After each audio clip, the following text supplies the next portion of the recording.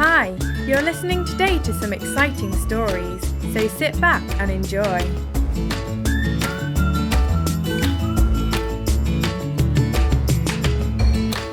The great statue was finished, 9 feet wide and 100 feet tall. No one could miss it. Listen up. The king's command is for all. When you hear the music playing, then you are to fall down and worship the golden image that King Nebuchadnezzar has set up. But whoever does not fall down and worship will be thrown into the midst of a blazing fiery furnace.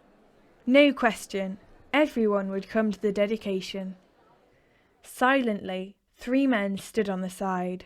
They weren't thrilled about this invitation. Many years ago, they were captured and taken from their home in Israel. They had lost their home, but they hadn't lost their faith in God. And they knew that the king's command went too far. Worship an idol? Never.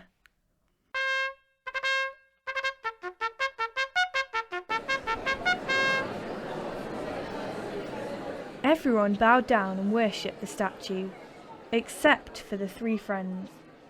This attracted attention. King, you commanded that everyone should worship the golden statue. 3 Jews are not obeying you. What? They aren't obeying my command?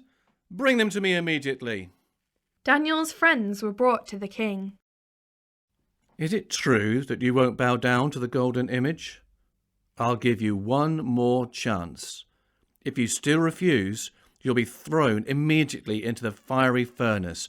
Don't think for a moment that your God can save you then. What would be more important to you in this moment? Your life or being faithful to God? The 3 friends didn't have to think long about their answer. If our God wanted to, he could indeed save us from the fiery furnace.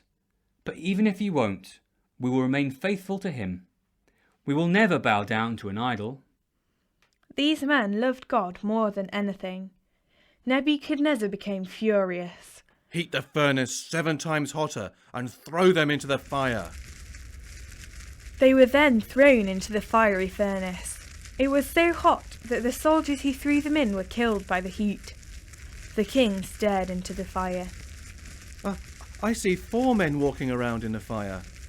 One of them has the appearance of a god. The king opened the furnace door.